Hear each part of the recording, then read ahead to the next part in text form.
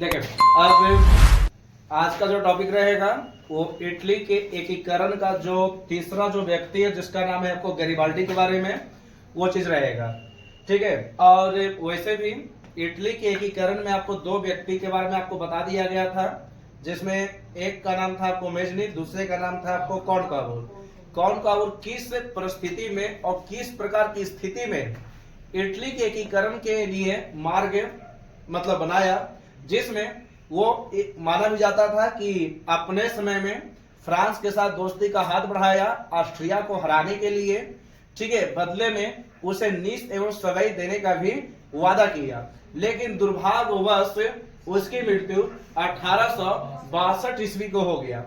अब बात ये रहा कि अब उसके बाद और व्यक्ति आएंगे, जिसमें एक चर्चित व्यक्ति है जिसका नाम है आपको गैरिबाल्डी, और आज का जो टॉपिक रहेगा उस टॉपिक का नाम है आपको गैरिबाल्डी के बारे में जानना है, समझना है कि आखिरकार ये गैरिबाल्डी जो था वो इटली के एकीकरण किस प्रकार से किया और जो बचा हुआ इटली था उसे किस रूप में मिलाने का प्रयास किया। तो सबसे पहली बात इसके बारे में जानने का प्रयास करेंगे कि आखिरकार ये जो व्यक्ति था ये किस प्रकार से इटली का एकीकरण किया। तो सबसे पहले इसकी कुछ विशेषता को जानेंगे। कहा जाता था कि ये पेशे से जो था ये आपको इसका एक पेशा था, उस पेशा का नाम था आपको जिसका नाम है आपको नाविक, यानी ये अपने समय में नाव चलाने के लिए प्रसिद्ध था। ठीक है, नाव चलाने के लिए ये प्रसिद्ध था। अब यहाँ पर देखेंगे कि अब ये जो गैरिबाल्डी जो था ये इटली के समर्थन में अपना एक सेना बनाया। उस सेना का नाम था आपको लाल कुर्ती सेना। ध्यान रखेंगे कि आपको सवाल बन भी चुका है, इसलिए पहले कुछ मेन पॉइंट को हल्का जानने का प्रयास करना कि आखिरकार ये कौन कौन से यहाँ पर मेन पॉइंट्स बनता है और किस प्रकार से ये अपना काम किया है। उसके बाद इटली का एकीकरण किस रूप से किया ये चीज भी आपको जानना जरूरी है। तो यहाँ पर याद रखेंगे कि इसकी एक अपनी सेना था, इस सेना का नाम था आपको लाल कुर्ती सेना। लाल कुर्ती सेना यहाँ पर नाम से स्पष्ट है, जिसका नाम है आपको लाल कुर्ती सेना। यहाँ पर नाम से स्पष्ट है कि कुर्ती का मतलब वही जिसको आप बोल सकते हैं अपने भाषा में ड्रेस। ठीक है, एक प्रकार ड्रेस है, सारे नाविक था इसमें, और एक प्रकार का ऐसा संगठन था जिसका मेन मालिक का नाम था आपको गैरिबाल्डी। ठीक है, यही इसका नेतृत्व कर रहा था, यानी इस संगठन का जो नेतृत्व करता था उसका नाम था आपको गैरिबाल्डी, नेतृत्व कर रहा था ये। अब यहां पर कुछ बातों को और समझा देते हैं कि आखिरकार जो गैरिबाल्डी जो था ये किस रूप से अपने आप को बनाने का प्रयास किया और साथ ही साथ इटली के एकीकरण किस रूप से ये किया, ये जानना भी आपके लिए बहुत जरूरी है। इसलिए पहले इसके बारे में कुछ मेन पॉइंट्स आपको जान लो कि आखिरकार किस प्रकार से था। कुछ बात और कहा जाता है कि ये जो गैरिबाल्डी जो था ये मेजनी से प्रभावित था। ठीक है, मेजनी के प्रभाव को समझता था। ठीक है, मेजनी से प्रभावित था और ये राजतंत्र के पक्ष में था। ठीक है, राजतंत्र के पक्ष में, यानी माना जाता था उस समय कि गैरिबाल्डी अपने समय में राजतंत्र के पक्ष में था। किस प्रकार का राजतंत्र, तो ये भी जानेंगे। वैसा राजतंत्र जहां संवैधानिक हो, तो संवैधानिक राजतंत्र के पक्ष में था। अब इतना सारा मेन पॉइंट जाने। अब इसी पॉइंट से हम कुछ कहानी इसको बनाते हैं कि आखिरकार गैरिबाल्डी अपने समय में किस प्रकार से इटली का एकीकरण किया, किस प्रकार से दुश्मन को हटाने का प्रयास किया, क्योंकि गैरिबाल्डी यानी जो इटली था, इटली पर ऑस्ट्रिया का कब्जा था। ठीक है, इटली पर आपको फ्रांस जैसा देश का कब्जा हुआ करता था एक समय। तो इसीलिए गैरिबाल्डी अपने समय में एक सेना बनाया और इसी को कहा जाता है आपको लाल कुर्ती सेना या लाल कुर्ती संगठन। ठीक है, अब देखें अब क्या होता है इसे, ये मेन जो पॉइंट्स है इस पॉइंट्स को देखते रहेंगे। क्या है पेशा इसका, क्या है तो नाविक है यानी नाव चलाता था। दूसरी बात है कि अपनी एक सेना बनाया, उस सेना का नाम था आपको लाल कुर्ती सेना। तीसरी बात याद रखेंगे कि मेजनी के प्रभावित था, मेजनी से प्रभावित था। ठीक है, मेजनी से ये प्रभावित था। चौथा पॉइंट से याद रखेंगे कि संवैधानिक राजतंत्र के पक्ष में था। संवैधानिक राजतंत्र का मतलब होता है, संवैधानिक का मतलब संविधान, राजतंत्र का मतलब राजा द्वारा किया गया शासन। ठीक है, राजा द्वारा किया गया शासन। तो ये शुरू से चाहता था और चाहता भी था कि राजतंत्र के पक्ष में, यानी राजतंत्र होना चाहिए, लेकिन वैसा राजतंत्र जहां नियम होना चाहिए। संवैधानिक का मतलब होता है नियम। ठीक है, ये चीज याद रखेंगे। अब समय बीतते गया। अब ये जो व्यक्ति जो था, इस लाल कुर्ती संगठन को एक एरिया ले गया जिसका नाम था आपको दक्षिणी इटली। दक्षिणी इटली पर आक्रमण कर दिया। ठीक है, याद रखेंगे, ध्यान रखेंगे कि दक्षिणी इटली पर इसने हमला कर दिया। अब हमला क्यों कर रहा है? तो हमला इसलिए कर रहा है क्योंकि इस दक्षिणी इटली पर एक वंश का शासन था जिसका नाम था आपको बुर्बो वंश का शासन चलता था यहां पर। ठीक है, बुर्बो वंश का शासन चलता था इस समय। आराम से समझे किस प्रकार से गैरिबाल्डी अपने समय में इटली का एकीकरण किया है और ये जो सेना जो है ये किस प्रकार से ये काम किया है। लेकिन ध्यान रखेंगे, कभी कभी पूछ देता है कि लाल कुर्ती संगठन का निर्माण किसने करवाया, तो ये तो हो गया आपको गैरिबाल्डी, ये हो गया दुनिया के लिए। ठीक है, लेकिन अगर वही पूछ दे कि भारत में लाल कुर्ती किसने बनाया, यानी लाल कुर्ती का गठन किसने किया भारत में, लाल कुर्ती का गठन, तो इसका उत्तर याद रखेंगे। उसका उत्तर है आपको खान अब्दुल गफ्फार खान। खान अब्दुल गफ्फार खान, ये चर्चित नाम है, इसलिए इसको याद रखना। आप आगे जब टॉपिक पढ़ाया जाएगा आप लोगों को, तो उस समय इस टॉपिक के बारे में आपको जिक्र किया जाएगा। सन 1929 ईस्वी को लाल कुर्ती का जो गठन किया गया था यह आपको खान अब्दुल गफ्फार खान के द्वारा किया गया था।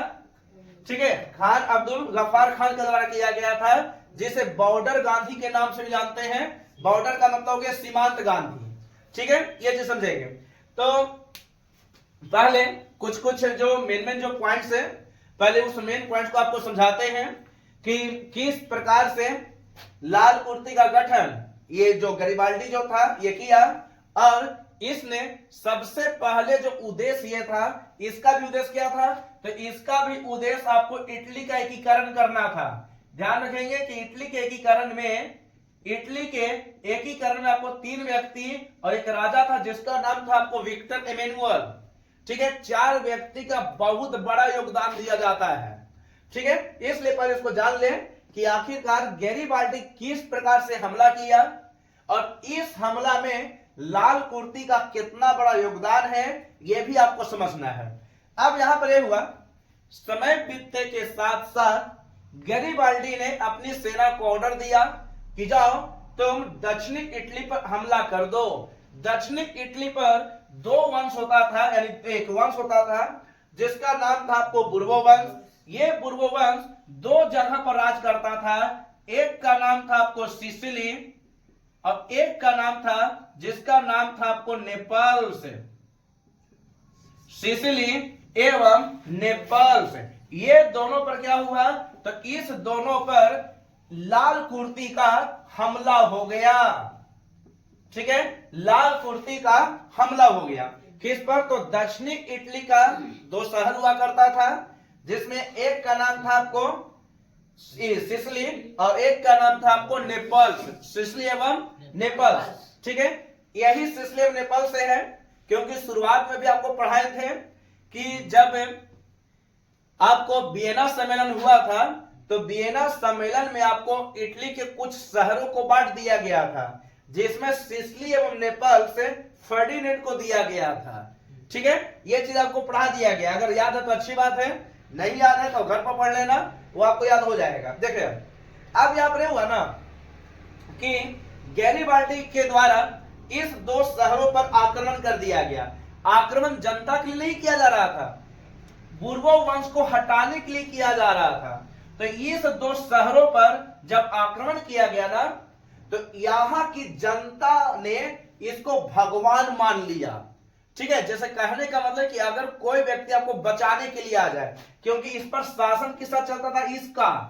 ठीक है, ये शासन चलाता था जबरदस्ती, ठीक है। लेकिन ध्यान रखना, जैसे अभी तुरंत बताए थे कि मान लेते हैं कि आपको कोई बचाने के लिए आ जाए, ठीक है, तो आप उसको भगवान मानोगे, ईश्वर मानोगे, ईश्वर का दूत मानोगे, ठीक है, भगवान का दूत मानोगे, कोई दिक्कत नहीं है। देखो, तो यहां पर भी यही हुआ।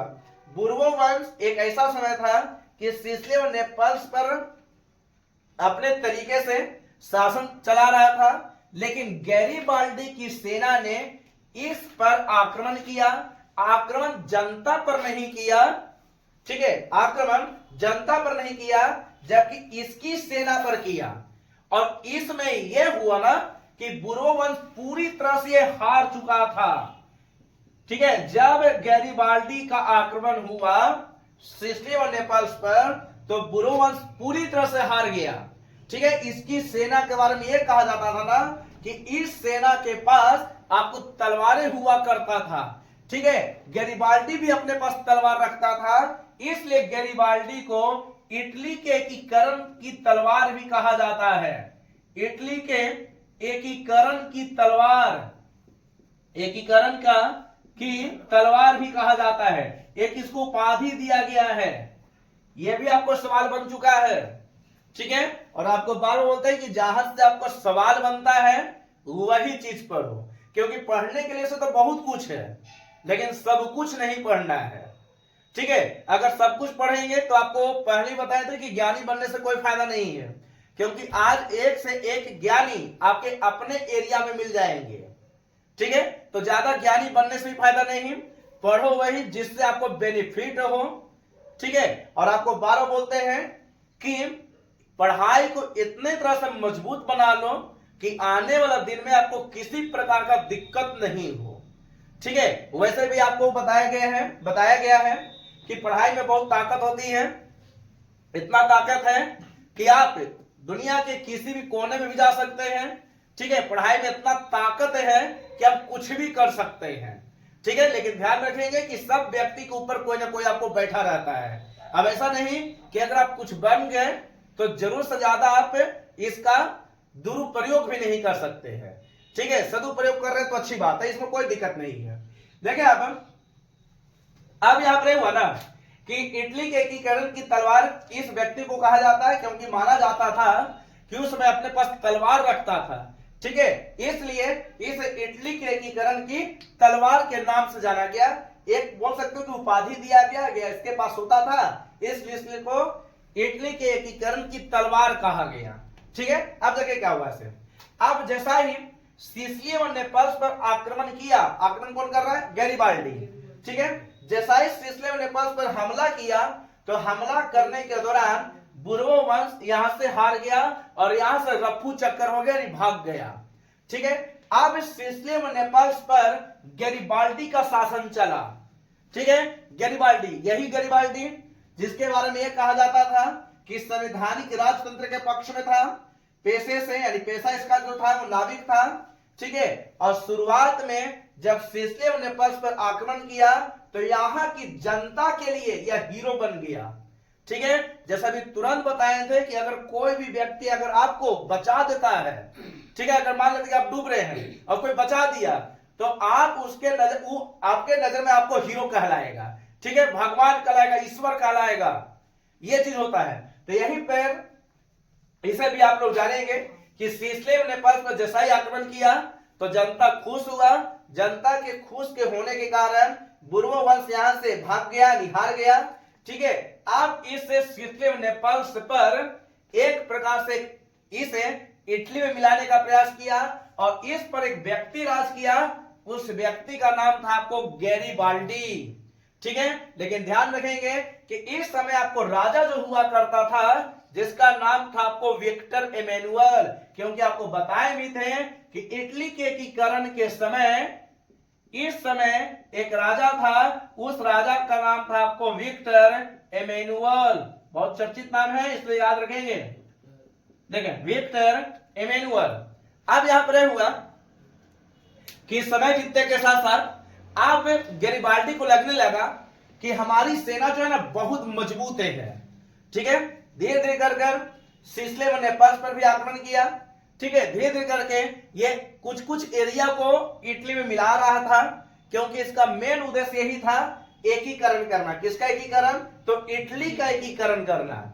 ठीक है, इटली के एकीकरण करने के लिए जाना जाता था उस समय बीतने के साथ साथ ये हुआ कि अब गैरिबाल्डी का उद्देश्य ये था, आराम से जाने क्या था, देखें, अब गैरिबाल्डी ने 1862 ईस्वी को, गैरिबाल्डी का एक उद्देश्य यह भी था कि इटली के एकीकरण में जो सबसे बड़ी बाधा जो था, ये तो आपको फ्रांस भी था और ऑस्ट्रिया भी था, लेकिन इटली के ही अंदर कोई सदस्य था जो चाहता था कि इटली के एकीकरण आपको पूजा पाठ से हो, उसका नाम था आपको पोप। ठीक है, आपको पहले बताए हैं कि पोप वो ऐसा व्यक्ति है या वैसा समुदाय है या वैसा सदस्य है जहां पर यह चाहता तो था कि इटली का एकीकरण हो, लेकिन अपने धार्मिक अनुष्ठान यानी अनुसंधान से। ठीक है, ये चीज समझेंगे। अब यहां पर याद रखेंगे, यानी धार्मिक रूप से वो चाहता था कि इटली का एकीकरण हो। अब यहां पर याद रखेंगे कि समय बीतने के साथ साथ यह हुआ कि गैरिबाल्डी का उद्देश्य यह हो गया ना कि पोप पर हमला करना, पोप पर हमला करने का इसका उद्देश्य हो गया कि हम पोप पर हमला करेंगे, क्योंकि सबसे बड़ी बाधा अंदर ही है। जैसे आपको पहले भी कभी बताए होंगे कि किसी भी देश को खतरा जितना ज्यादा बाहरी लोग से है, उससे कई गुना ज्यादा अंदर बैठे लोगों से है। ठीक है, जैसे ऐसा नहीं है कि केवल ये देश के लिए होता है, परिवार भी देखोगे तो परिवार में सबसे ज्यादा नुकसान अंदर बैठे लोगों से ही होता है, बाहर बैठे वाले से नहीं। बाहर वाले तो एंजॉय लेता है, ठीक है, वो तो फायदा उठाता है। तो इसलिए याद रखेंगे कि गैरिबाल्डी का जो मेन उद्देश्य था, पोप पर हमला करना था। क्यों? क्योंकि यही पोप जो था जो चाहता था कि इटली का एकीकरण हो, लेकिन हमारे अनुसार हो, और हमारे अनुसार का मतलब पूजा पाठ से। ठीक है, धूपबत्ती जलाएंगे, अगरबत्ती जलाएंगे और एकीकरण, मतलब ये देखता था। लेकिन ध्यान देना कि ऐसा कुछ होता नहीं है। ठीक है, ये चीज समझे। अब देखिए यहां पर, अब ये जो व्यक्ति जो था गैरिबाल्डी, ये इसका मेन उद्देश्य हो गया कि हम पोप पर भी हमला करेंगे, और ये अपना योजना बना ही रहा था 1862 ईस्वी को। 1862 ईस्वी को योजना बना रहा था। फिर से याद रखो, पोप का मतलब इटली का सबसे पूजनीय व्यक्ति। ठीक है, पूजनीय का मतलब है जिसको बहुत ज्यादा वैल्यू दिया जाता है। जैसे प्रत्येक धर्म में आपको पूजनीय व्यक्ति होता है, हिंदू में भी होता है, इस्लाम में भी होता है, सिख, ईसाई, बौद्ध, जैन, सब में पूजनीय व्यक्ति होता है। ठीक है, तो उसी प्रकार से याद रखेंगे कि गैरिबाल्डी का योजना था पोप पर हमला करना, लेकिन पोप के बारे में पहले बता चुके हैं कि ये जो पोप जो है एक पूजनीय व्यक्ति है, इसलिए इस योजना को विफल किया। उस व्यक्ति का नाम था, जिसका नाम था आपको कॉनकाबूर। इसलिए बोला कि ये अच्छी बात नहीं है। ठीक है, कहने का मतलब है कि कोई पूजनीय व्यक्ति है, आप उसको हमला नहीं कर सकते, उस पर हमला नहीं कर सकते हो। ठीक है, इसलिए उसने बोला कि नहीं, ये हमला उचित नहीं है। अगर ये नहीं मिल रहा है, इसको छोड़कर बाकी क्षेत्रों को मिला दो। ठीक है, समय बीतने के साथ साथ इसी वर्ष इसकी क्या होती है, तो मृत्यु हो जाती है 1862 ईस्वी को। पिछले बार हम आपको बताए हैं, पिछले जो वीडियो भी बन चुका है और आपको पढ़ाया भी गया था कि कॉनकाबूर की जो मृत्यु हुआ था 1862 ईस्वी को हुआ था। ठीक है, ये चीज समझेंगे। समय बीतने के साथ साथ अब धीरे धीरे करके गैरिबाल्डी छोटे छोटे राज्यों को, यानी छोटे छोटे प्रांतों को इटली में मिला रहा था। ठीक है, बहुत ज्यादा करने पर अंततः 1869 ईस्वी तक पूरे प्रांतों को मिलाने के लिए इसको जाना जाता है। ध्यान रखेंगे कि मेजनी तो शुरुआत किया था, लेकिन मेजनी यहां से चला गया था। दूसरी बात है कि कॉनकाबूर ने भी अच्छा खासा अपना इतिहास बनाया, लेकिन पूरी तरह से इटली का एकीकरण नहीं कर पाया। ठीक है, क्योंकि 1862 ईस्वी को इसकी मृत्यु हो गया था। बात यह रहा कि कॉनकाबूर के बाद जो व्यक्ति आया था, जिसका नाम था आपको गैरिबाल्डी, सारा जिम्मेवारी इसके इसी के कंधे पर था, ठीक है। और ये चाहता था कि इटली का एकीकरण हो और उसी में आपको काम करना चालू कर दिया। अब ये हुआ ना कि 1862 ईस्वी को कौन कांग्रेस को विफल कर दिया कि नहीं तुम पोप पर हमला नहीं करो, लेकिन कुछ समय के बाद इसके क्या हो गया, मृत्यु हो गया।